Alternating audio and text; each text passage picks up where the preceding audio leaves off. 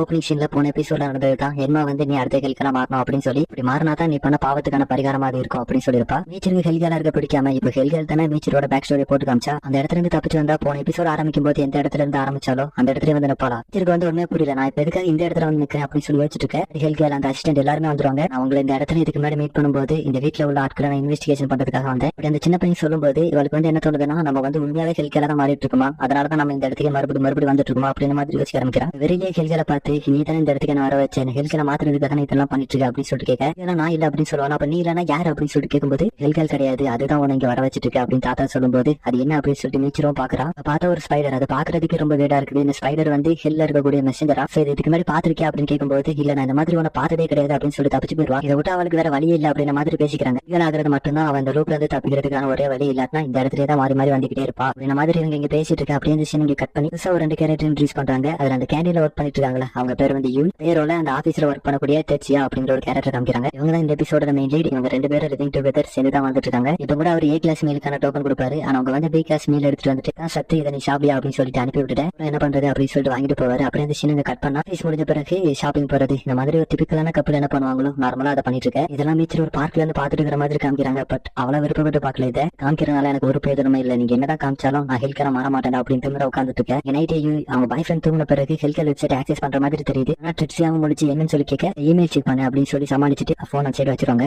இந்த பொண்ணு 5 நாளா டைப் பண்ணிட்டு இருக்கா, ஆனா எதுக்கு அப்படின்னு நம்ம தாத்தாவும் அந்த தம்பியை முடிச்சிட்டு இருக்க. இடத்துக்கு வந்து நம்ம பிரின்சஸ் 2 டைம் ரிங்க தண்ணி நின்றுட்டு இருக்கு. அவனோட கேர் ஃப்ரெண்ட் ஒன்று விட்டுட்டு போயிட்டாளா, என்ன சொல்லு நான் உன்னை கன்சல்ட் பண்றேன் விளையாடுவோம் அப்படின்னு சொல்லிட்டு கேட்க, வர பிரின்சஸ் நீங்க அப்போதுல இருந்து என்ன பேசுறீங்க அப்படிங்கிறது எனக்கு புரியல அப்படின்னு சொல்லுவாங்க. இப்படியே விட்டா இவங்களை வேலை செய்ய விட மாட்டா அப்படின்னு சொல்லிட்டு போனே அப்படின்னு ஒரு பொண்ணு உண்டு பிரின்சஸ் தூக்கிட்டு போகவும் இங்க வரதா இருக்காங்க. அதனால என்ன காப்பாத்திட்டீங்க, அந்த குப்பை எங்கேயாவது தூக்கி போடுங்க அப்படின்னு சொல்லுவாங்க. அதை கேட்ட பிரின்சஸ் கொஞ்சம் என்னடா சொன்ன அப்படின்ற மாதிரி சொல்ல போனே வந்து அவங்களை கூட்டு போடுவா. நேரம் கழிச்சு பார்த்தா தாத்தா வரவ கூட்டு சொல்றாரு, ஆனா வந்துட்டா பாரு அப்படின்னு சொல்ல இடத்துக்கு மீச்சரும் வந்துருவா. அதே சமயத்துல உள்ள பார்த்தனா ரிச்சியா யூ ப்ரப்போஸ் பண்றாரு. ஆனா யூ வந்து அந்த அளவுக்கு ஹாப்பியா அந்த மாதிரி தெரியல. அதான் அவருமே கேட்கிறாரு என்ன எனக்கு உன பிடிக்கலையா அப்படின்னு சொல்லி கேட்க, அப்படிலாம் கிடையாது எனக்கு ஹாப்பியா தான் இருக்குது. அதே சமயத்துல நாளைக்கு உன்ன ஒரு இடத்துல கூட்டு போய் உனக்கு காமிக்கணும்னு ஆசைப்படுறேன் அப்படின்னு சொல்ல இந்த சீனை கட் பண்ணி ஒரு ஹாஸ்பிட்டல் ஓரளவுக்கு வயசான ஒரு பேஷண்ட் காமிக்கிறாங்க. இதுதான் என்னோட அப்பா அப்படின்னு யூ வந்து டெட்சியாக்கு இன்ட்ரோடியூஸ் பண்றாங்க.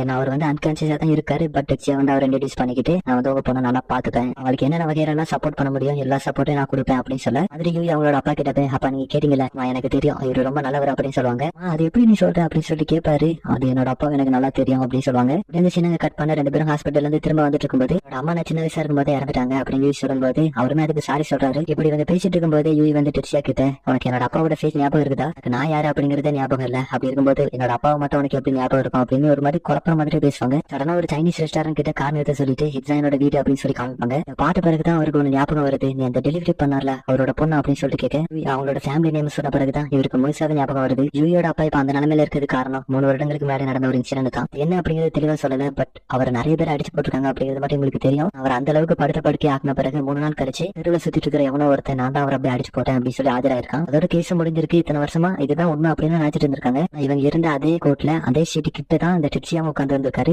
ஜட்ஜி வந்து இதை நான் தான் பண்ணேன் அப்படின்னு சொல்லி ஒருத்தன் ஆஜராயிருக்காங்க. அவனுக்கு வந்து தண்டனை கொடுத்துட்டு இருக்கேன், இப்படி நடக்கக்கூடாது, அவன் இந்த இருந்து தப்பிக்க கூடாது அப்படின்னு சொல்லிட்டு நம்ம ஹீரோ அங்க இருந்து கோமா வெளியே போவாரு. உங்களை பின்னாடியே துரத்திட்டு போயிருக்காங்க. அதுக்குள்ள நம்ம ஹீரோ கார் எடுத்துட்டு கிளம்பிட அந்த கார் மூலமா நம்ம ஹீரோ ஒர்க் பண்ணக்கூடிய அந்த கம்பெனி நேம் மட்டும் பாத்துருப்பாங்க. அதுக்கடுத்து நீ ஒர்க் பண்ணக்கூடிய அந்த கம்பெனில நான் ஒரு ஒர்க்கரா சேர்ந்தேன், எப்படி இருப்பேன் அப்படிங்கிற ஒரு ஃபேஸ் ஸ்ட்ரக்சர் வந்து எனக்கு ஞாபகம் கிடையாது. பட் அவரோட செஸ்ட்ல இருக்கக்கூடிய அந்த ஒரு மார்க் மட்டும் எனக்கு ஞாபகம் இருந்தது. 2 வருஷமா அந்த கம்பெனில ஒர்க் பண்ணேன். பட் உன்னை அந்த இடத்துல என்னால கண்டுபிடிக்க முடியல. ஆனா ஒரு நாள் இவங்க டேபிள் கிளீன் பண்ணிட்டு இருக்கும்போது நம்ம ஹீரோ வந்து பின்னாடி உட்கார்ந்து இருக்காரு. அப்ப சடனா இவர் எந்திக்க யூ மேல தட்டி இவர் மேல காஃபி வந்து ஸ்பில் ஆயிரும். அதுதான் இவர் செஸ்ட்ல இருக்கக்கூடிய டேட்டு வந்து உங்களுக்கு தெரிய வந்திருக்கும். இப்பதான் எனக்கு எல்லாம் புரிய வருது, இதுக்காக தான் என் கூட டேட்டிங் பண்ண ஸ்டார்ட் பண்ணேன் அப்படின்னு சொல்லி கேட்க, சாரி நான் இப்படி பண்ணிருக்க கூடாது அப்படின்னு சொல்லிட்டு சொல்ல வருவாங்கடா. உனக்கு அந்த இன்ஃபர்மேஷன் தான் தேவைன்னா நம்ம ஃபர்ஸ்ட் டைம் மீட் பண்ணும்போது என்கிட்ட கேட்டுக்கலாம்ல, ஏன்னா நீ கேட்டேன்னா நான் அதை பத்தி பேச மாட்டேன்னு நினைச்சேன் அப்படின்னு சொல்லிட்டு இது வந்து கொஞ்சம் டிப்ரெசிங்கா தான் இருக்கு. நம்ம இத்தனை நாள் வாழ்ந்த வாழ்க்கைங்கிறது பொய்யா அப்படிங்கிற மாதிரி யோசிக்கிறாரு. அப்படிலாம் கிடையாது, உன் கூட சேர்ந்து நான் இப்படியே போகலாம் தான் நினைச்சேன். ஆனா நீ ஒரு நாள் அந்த ரிங்கு கொண்டு வந்த பிறகு இதெல்லாம் நினைச்சு எனக்கு இது வந்து சரியா படுற மாதிரி தோணல, சோ அதனாலதான் மன்னிச்சிரு அப்படின்னு சொல்லுவாங்களா. என்னன்னா இவங்க 2 பேரும் லவ் பண்ணது ட்ரூ தான். இந்த விஷயத்த மறைச்சது வந்து அவங்களுக்கு ரொம்பவுமே ஒரு கில்ட்டியான ஃபீலை கொடுக்க ஆரம்பிச்சிருச்சு. இப்ப சொல்லிட்டாங்களா சரி அழகமா அப்படின்னு சொல்லிட்டு அவரும் பேம்பரிங் பண்றாரு. அடுத்து டாச்சியா யூஏ கூட்டு வந்து என்ன நடந்துச்சு அப்படிங்கறத பொறுமையா சொல்ல ஆரம்பிக்கிறாரு. அன்னைக்கு நாங்க 5 பேர் இருந்தோம். ஆபீஸை விட்டு வரும்போது அந்த 5 பேரும் நல்லா குடிச்சிருக்காங்க. இதுக்கு மேலே இவங்க கூட போனா சரிபட்டு வராது, நம்ம ஹீரோ அதை விட்டு போகலாம் தான் நினைச்சிருப்பாரு. ஆனா அவங்க டெட்சியா விடாம பிடிச்சு வச்சிட்டு இருக்கேன். அப்ப அந்த இடத்துல தான் யூயோட அப்பா வந்துட்டு இருந்திருப்பாங்க. 5 பேரும் அந்த சீட்டே ஃபுல்லா பிளாக் பண்ண மாதிரி நடந்து போயிட்டு இருக்க. நம்ம ஹீரோ கொஞ்சம் வழி விட்டுருப்பாரு. அவரோட ஃப்ரெண்டு மேல மட்டும் தெரியாம லைட்டா இடிச்சிரும். அதுக்கு அவரோட ஃப்ரெண்டு வந்து பாத்து போக மாட்டியா கிளவா அப்படின்ற மாதிரி ஏசிருப்பான். இது வந்து ஒரு சின்ன சீட்டு தான், ஆள் வரும்போது நீங்க தான் பார்த்து ஒதுங்கி போனோம், இது உங்களோட தப்பு தான் அப்படின்ற மாதிரி யூயோட அப்பாவும் சொல்லியிருப்பாரு. வேற குடிச்சிருந்தாங்க 5 பேரு கேங்கா இருந்தனால அவனோட அப்பாவை போய் அடிக்க ஆரம்பிக்கிறாங்க. நம்ம ஹீரோ போக ஒரு 2 பேர் மட்டும்தான் யூயோட அப்பா ஒண்ணுமே பண்ணாம இருக்க. ஆனா அதுல ஒருத்தன் அவர் கொண்டு வந்து ஒரு பெரிய டப்பாவே தூக்கி அவர் மேல அடிச்சிருப்பான். என்ன பண்ணாரு அப்படின்னு கேட்டீங்கன்னா, அப்படி பண்ணாதீங்கடா, அப்படி பண்ணீங்கன்னா அவர் டெத் ஆயிடுவாரு அப்படின்னு சொல்லியிருப்பாரு. காப்பாத்த போனாரா கேட்டா கண்டிப்பா கிடையாது. இதைத்தான் யூயும் கேக்குறாங்க. இல்ல எனக்கு பயமா இருந்துச்சு, அந்த இடத்துல என்னோட பாடி வந்து மூவ் பண்ண மாட்டேன் அப்படின்னு வந்து நான் நினைச்சா என்னால அவரை சேவ் பண்ணிருக்க முடியும், பட் சாரி அப்படின்னு சொல்ல அடுத்து யாருக்கு ஒன்னா அப்படிங்கிற அந்த 2 பேரோட டீடைல்ஸ் சொல்றாரு. இதுல ஒருத்தர் ஒரு கம்பெனியோட பிரசிடென்ட் டைப் இருக்காரு. இன்னொருத்தரோட டேடி தான் ஒருத்தனை சரண்டர் ஆக்க வச்சிருப்பாரு போல. அந்த இன்னொருத்தர் வந்து ஒரு கார் ஆக்சிடென்ட்ல செத்து போயிட்டானா. இது சொல்லும்போது நம்ம ஹீரோட ஃபேஸ் வந்து கொஞ்சம் மாறும். இப்போ என்ன ஒரே ஒருத்தர் மட்டும் மிச்சிருக்கான் அப்படின்னு சொல்லிட்டு யூ அந்த இடத்த விட்டு கிளம்ப. அவங்க 2 பேரும் போன பிறகு கிட்ட ஒரு போஸ்டர் காமிக்கிறாங்க. அங்கதான் நம்ம ஹெல்கேல் அவங்க அசிஸ்டன்ட் எல்லாருமே நின்றுட்டு இருந்திருப்பாங்க போல. இந்த பொண்ணோட டிட்டர்மினேஷனை நம்ம பாராட்டி ஆகணுமே அப்படிங்கிற மாதிரி பேசிட்டு இருக்கேன். இந்த இடத்துக்கு மீச்சரும் வந்திருப்பா. அதை இவங்க நோட் பண்ண உடனே மீச்சர் அந்த இடத்த விட்டு கிளம்பிடுவாங்க. போன உடனே வர வந்து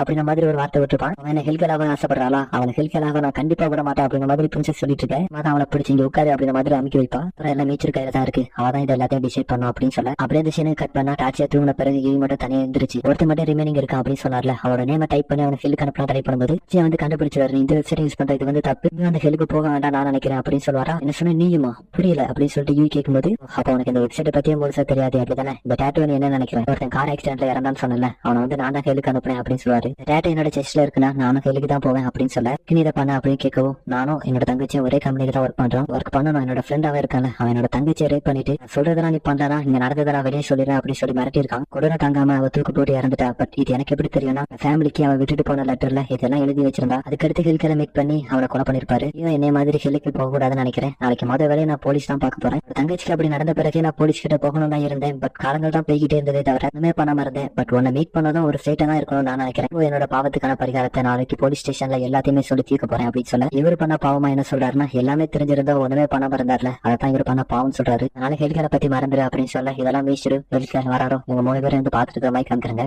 கட் பண்ண அடுத்த நாள் காலையில மொத்த வேலையா டாச்சியா வந்து போலீஸ் ஸ்டேஷன் தான் போயிருக்காரு. குமார் வந்து ஹெல்கேல் கிட்ட ஏதோ சொல்லியிருக்கான். அது ஹெல்கேலும் சரி நீ சொல்றதை நான் ஒத்துக்கிறேன் அப்படின்னு சொல்ல, என்னன்னு சொல்லி காமிக்கல. அப்படியே இந்த சீனை கட் பண்ணி யூஏ தான் காமிக்கிறாங்க. அவளோட அப்பா கிட்ட இருந்து அந்த ஹெல்கேல் வெப்சைட்ல ஒருத்த மிச்சம் இருக்கான்ல, அவனோட நேம டைப் பண்ணி உட்காந்துட்டு இருப்பா. சென்று கொடுத்ததான் என்ன வருவான் பார்த்தா மீச்சர் வந்து நிப்பாளா. அவரோட கண்ணு கூட வித்தியாசமா மாறிடுச்சு. அவரோட ரேம்ல வந்து நிறைய ட்ரெயின் அது ஒரு சிட்டி மாதிரி இருக்கும் பாக்குறதுக்கு. குமார் அப்படின்னு சொல்ல எவமாரும் அந்த இடத்துக்கு வரான். அவன் அந்த ஸ்டார்ட் மாதிரி மீச்சர் கையில வந்து நிக்க, பொண்ணுக்கு மீச்சர் எல்லா டீட்டெயிலும் சொல்ல ஆரம்பிக்கிறான்.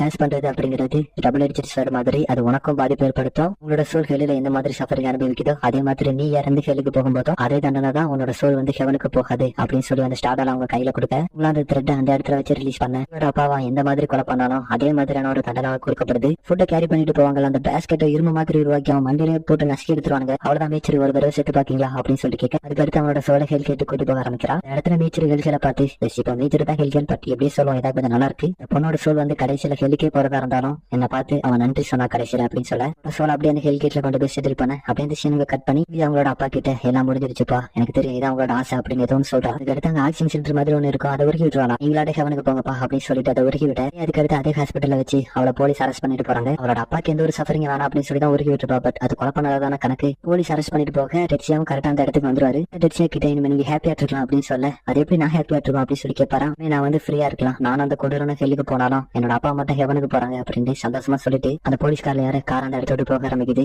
இவங்களை ப்ரப்போஸ் பண்றதுக்காக வந்திருப்பாரு. பட் ஒரு கையில தான் அந்த ரிங்கு கூட இருக்கும். அப்படியே விஷயம் கட் பண்ண கசாமா பையன் சட்டோசி அப்படின்னு ஒருத்தர் உண்டுல, ஹெல்கேல் வெப்சைட் ஆக்சஸ் பண்ணி மீச்சர் மீட் பண்றான். என்ன வந்து நரகத்துக்கு அனுப்புங்க, நான் போயிட்டேன்னா என்னோட அப்பா அம்மா வந்து ஃப்ரீயா இருப்பாங்க, என்ன நினைச்சு கவலைப்பட்டு அவங்களே வருத்திட்டு இருக்காங்க. போயிட்டு நான் அவங்களுக்கு வந்து ஒரு சந்தோஷம் கிடைக்கும் அப்படின்னு சொல்லுவானா. ஃபர்ஸ்ட் கான்ட்ராக்டர் எங்களால ஹெல்க்கு அனுப்ப முடியாது, உன்னோட பேரண்ட்ஸ் வந்து அவங்களோட பெஸ்ட் ட்ரை பண்ணி உன்னை ஹாப்பியா வச்சுக்க ட்ரை பண்றாங்க, நீ சடனா காணாம போயிட்டானா அவங்களுக்கு எப்படி இருக்கும்னு நினைக்கிறேன். இப்ப இருக்கிறத விட ரொம்பவுமே கஷ்டப்படுவாங்க, கொஞ்சம் சிரிக்க ட்ரை பண்ணு. பட் நீ இப்ப இருக்கிற நிலைமையில அது கஷ்டம் தான். உன்னோட அப்பா அம்மா உன்னை சுத்தி இருக்கிறவங்களை ஹாப்பியா வச்சிருக்கிறதுக்காக ஸ்மைல் பண்ணு, நான் ஹெவன்ல மீட் பண்றேன் அப்படின்னு சொல்லிட்டு போக, இந்த சீனை கட் பண்ணா யவாமாரா வந்து மீச்சரோட பர்சனல் அசிஸ்டன்டாவே மாறிட்டானா. அதை பத்தி தான் பிரின்சஸ் கிட்ட போனேவா அந்த பையனும் பேசிட்டு இருப்பாங்க. அவ்வளவு அதை அவன் டிசைட் பண்ணது நம்மளால ஒண்ணுமே பண்ண முடியாது அப்படின்னு போனே சொல்ல, இப்படி சொல்லலாம் அவன் வந்து உனக்கு கல்வி விட்டு போயிட்டான் அப்படின்னு சொல்ல, வந்து கடுப்புல உட்காந்துருப்பாங்க. அப்படியே ஹெல்கேல பார்த்தோன்னா அங்க இருந்து ஹெவன் ஈஸியா சொல்லிட்டு போயிட்டா, அது எவ்வளவு கஷ்டம் நமக்கு தான் தெரியும் அப்படின்ற மாதிரி பேசிட்டு இருப்பாரு. ஹெல்கேல அந்த சிம் இருக்கும்ல, அது அப்படி ஒரு ஃபீலிங்கோட பாத்துட்டு இருக்க. இந்த எபிசோட இந்த இடத்துல எண்ட் ஆகுது.